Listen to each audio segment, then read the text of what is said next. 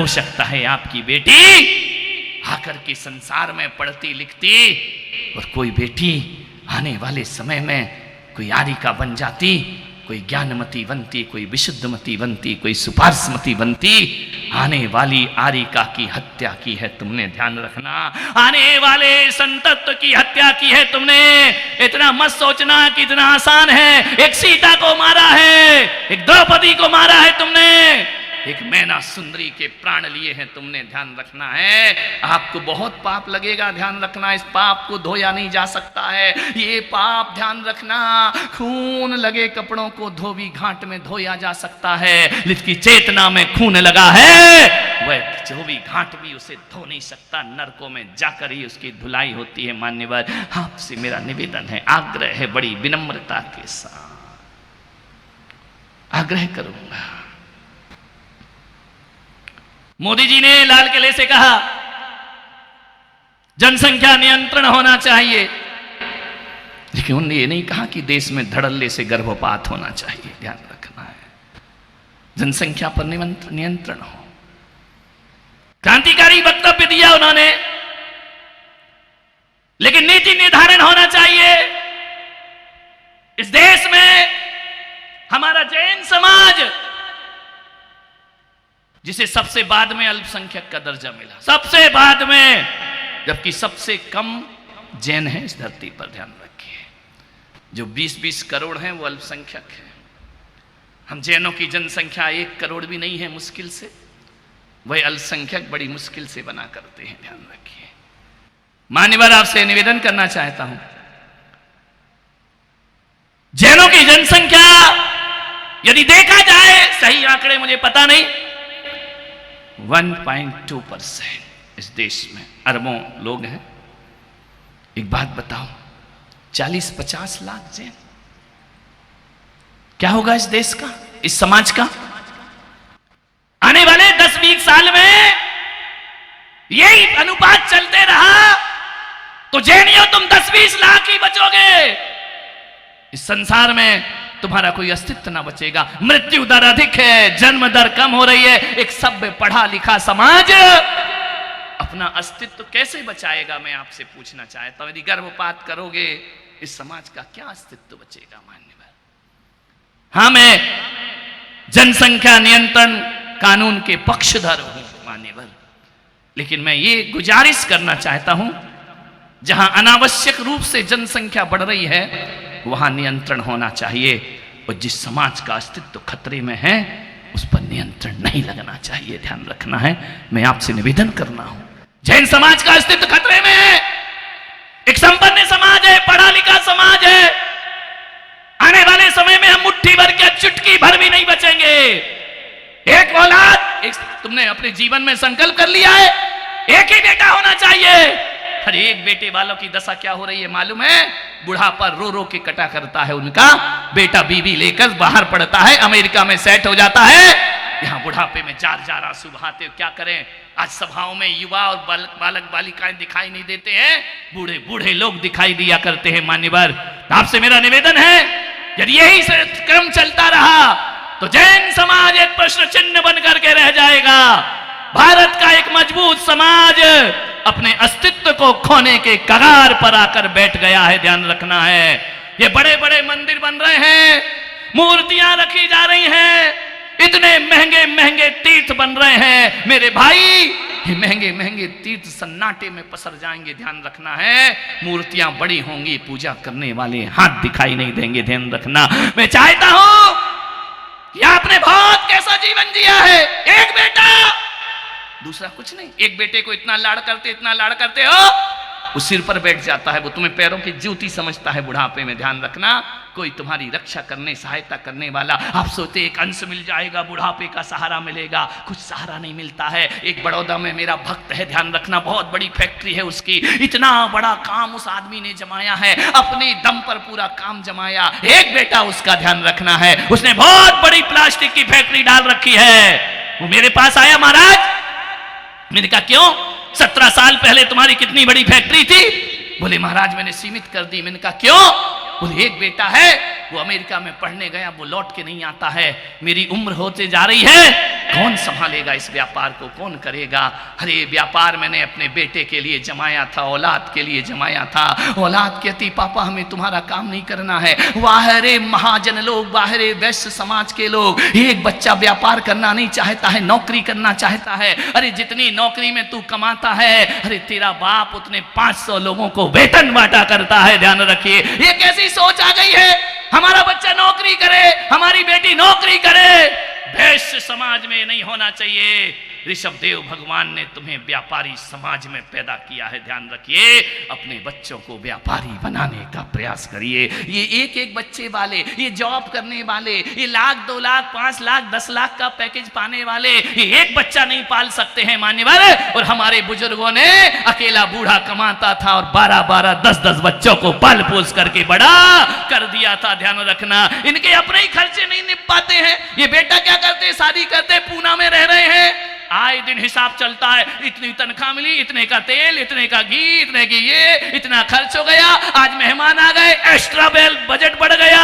धत तेरे की ये जिंदगी है। व्यापारी बनाओ मेरे भाई, जो अपने बच्चों को नौकरी और पैसे में लगाएंगे ना, बुढ़ापे में अकेली जिंदगी गुजारना पड़ेगी। और व्यापार बनाओगे तो बाप भी ऐश करेगा और बेटा भी बैठ करके वहां पर ऐश करेगा। आपसे निवेदन है, क्या सोच बना ली तुमने? नौकरी कराते हो अपनी औलाद से? नहीं मेरे भाई, महावीर ऋषभदेव के वंशज हैं हम। ये नौकरी वाले एक चतुर्मास में एक कलश नहीं ले पाते हैं, पसीना आता है उनको, ध्यान रखना। और हमारे सेठ लोग लाखों रुपए दोनों हाथ से लुटा दिया करते हैं। ध्यान रखना, ये सोचते ही रहते हैं कैसे चुकाएंगे, क्या होगा, बीमा भी देना है, ये भी देना है, कार की किस्त चुकाना है, होम लोन चुकाना है, जिंदगी भर गधा मजूरी करती रहेगा। ध्यान रखना है मानव, ऐसी जिंदगी किस काम की? एक बेटा, आने वाला भविष्य क्या होगा, आने वाली समाज का क्या होगा, इन मंदिरों का क्या होगा? मैं तो कहता हूं मोदी जी, तुम्हें जैन समाज को छूट देना चाहिए। एक बेटे नहीं, कम से कम 3 और 4 बेटे इनके घर में पैदा होना चाहिए। ध्यान रखना, आजकल मुनियों ने पहले नियम बनाया था ना कि पिच्छी उसको ही देते थे जो ब्रह्मचर्य व्रत ले।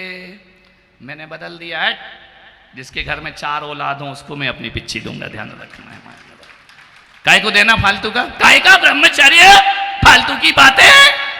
ब्रह्मचर्य से थोड़ी कहा जाता है कि एक बेटा ऑपरेशन करा दिया हो गया ब्रह्मचर्य। ब्रह्मचर्य ऑपरेशन नहीं, ब्रह्मचर्य मन का कंट्रोल हुआ करता है, मन का संयम हुआ करता है। मान्यवर आपसे निवेदन है मेरा, ज्यादा बच्चे पैदा करो। मुझे मालूम है मेरे प्रवचन पे बैन लग सकता है, ध्यान रखना है। सरकार लगा देगी, जनसंख्या बढ़ा रहे महाराज। मैं गलत नहीं कह रहा हूं, जो समाज अपना अस्तित्व खो रही है। ये बच्चे नहीं रहेंगे, युवा नहीं रहेंगे, हमारी जनसंख्या 0 हो जाएगी, मंदिर लुट जाएंगे, घर लुट जाएंगे, सब बर्बाद हो जाएगा। मैं देश के खिलाफ नहीं बोल रहा हूं, मैं तो मोदी जी से कह रहा हूं कि 4 बेटे 3 बेटे पैदा कराओ इन जैनियों से। एक दुकान में बैठेगा, एक बुढ़ापे में माँ बाप का सहारा बनेगा, और एक बेटा सीमा पे जाकर खड़ा होगा। ध्यान रखना।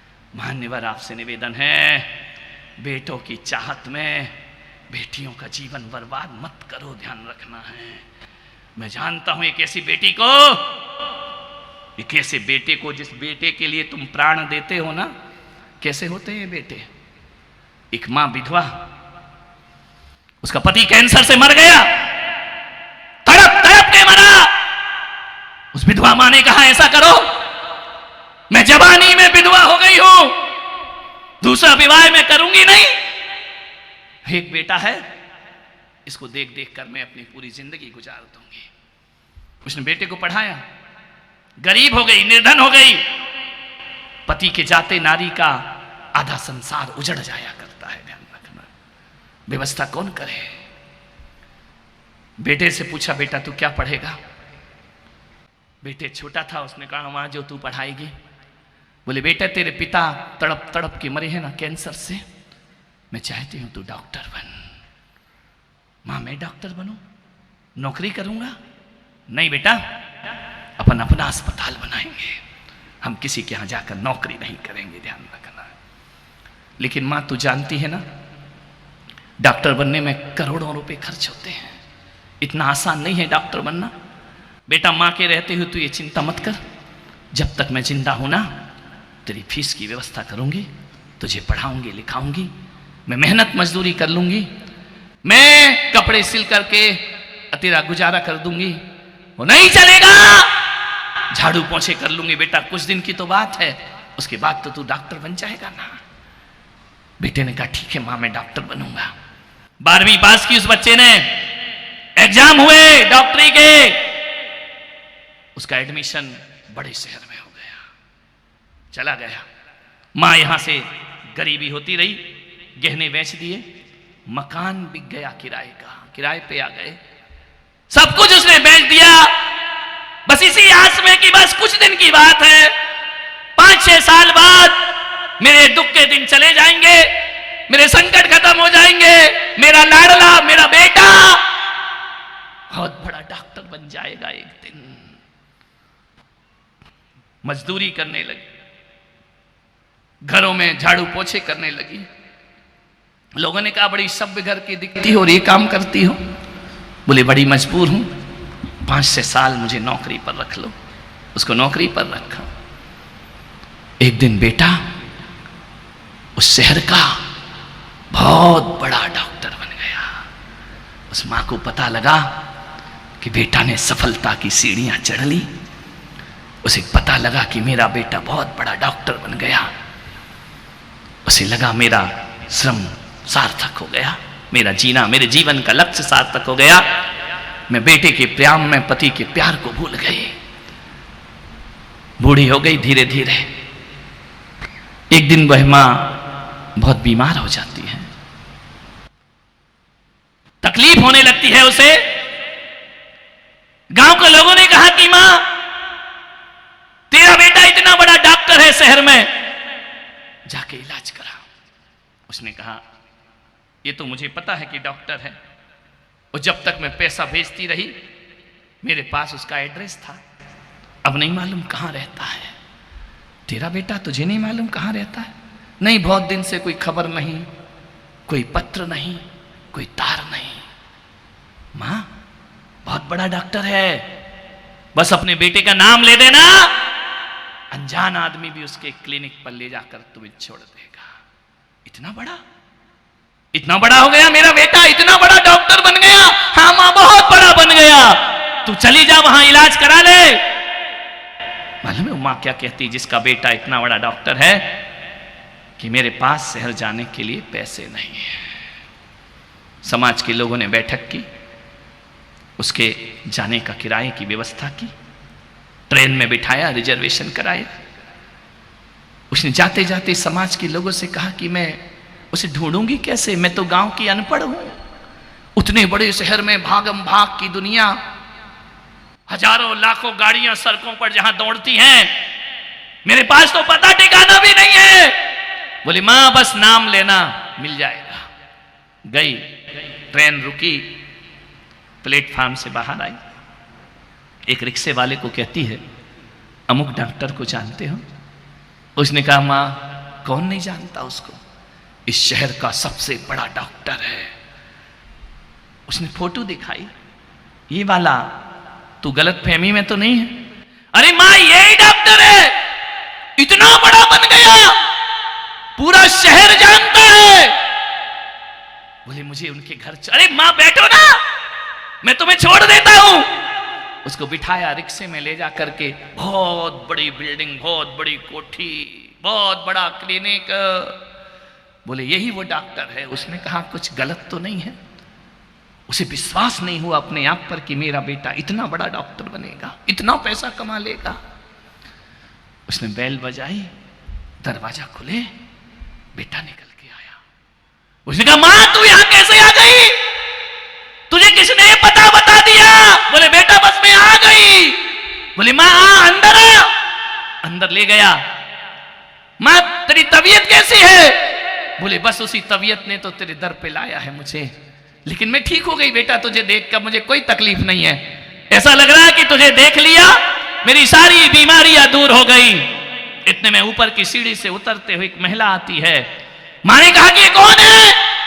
बोले मां, ये तेरी बहू है, तूने शादी कर ली, तेरा विवाह हो गया। मां, बहुत जल्दी जल्दी में हो गया, हम लोग साथ में ही पढ़ते थे, इसके घर में विरोध था, हम लोगों ने कोर्ट मैरिज कर ली। मां ने कहा तूने मुझे खबर भी नहीं करी? बोले मां देखना, अब तू छोड़ना ये सब बातें, सब जल्दी में हो गया। उसने कहा मां के पैर छुओ। वो आई, वो भी डॉक्टर। पैर कौन छूता, आजकल तो घुटने छूते हैं, ध्यान रखना। मां ने कहा बेटा सदा खुश रहे, सदा सुहागिन रहे। उस लड़की ने पूछा ये कौन है? साइड में ले गया, पति बुरी मेरी मां है। बोले ये तेरी मां है जिसके ना कपड़े ढंग के हैं, हमारा स्टेटस नहीं मालूम तुमको? मैं कितने बड़े घर की लड़की, मैंने तुमसे शादी की है, ये यहां नहीं रह सकती है, ध्यान रखना। इसका देखो तो ना कपड़े पहनने का ढंग है, जीर्ण शीर्ण हो रही है, बुढ़िया है, जैसे तैसे इसको रवाना करो यहां से, ये इस घर में नहीं रहेगी। बेटे ने कहा रुक जा, अब आई है, पूछ तो लूं उसका उद्देश्य क्या है। पूछा, उसने कहा बेटा बहुत बीमार हूं, गांव वाले ने भेजा है कि जिसका डॉक्टर इतना बड़ा डॉक्टर बेटा है, मैं क्यों दर दर पे जाऊं, तू मेरा इलाज कर दे। उसने कहा मां मैं इलाज करूंगा। अपने ही क्लिनिक में एडमिट कराया। 3 दिन तक उसका इलाज चला, 7 दिन तक इलाज चला। 8वें दिन मां बिल्कुल सही हो गई, बीमारी दूर हो गई, आंखें भर आई मां की। मां ने कहा बेटा तूने मुझे ठीक कर दिया, बेटा तूने मेरे सपनों को साकार करके रख दिया।